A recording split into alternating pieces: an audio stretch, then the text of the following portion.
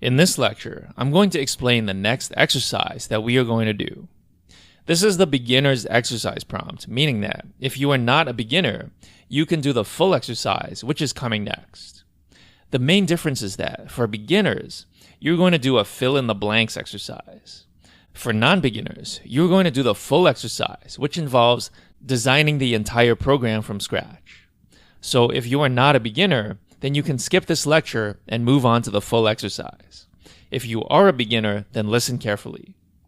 As we progress throughout the course, there's going to be less and less hand-holding. So early on, while there may be simple exercises, it's not going to be like that the whole way through. As you progress, you're going to improve your skills, and as such, you're going to be expected to do more and more of the heavy lifting on your own.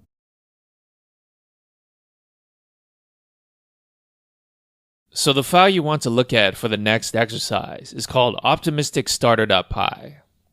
Since you now understand the basic outline of the Bandit script, we're going to move through this explanation a lot faster. There are still three main parts: the Bandit class, the experiment function, and printing and plotting the results. So in the Bandit class, first you'll need to fill in the constructor. What initial value should you set p_estimate to, and what value should you set n to? In this exercise, it's a little more open-ended than epsilon greedy, because the optimistic initial value is a hyperparameter. You get to decide how optimistic you want to be. In the update function, you'll have to update the estimate for p.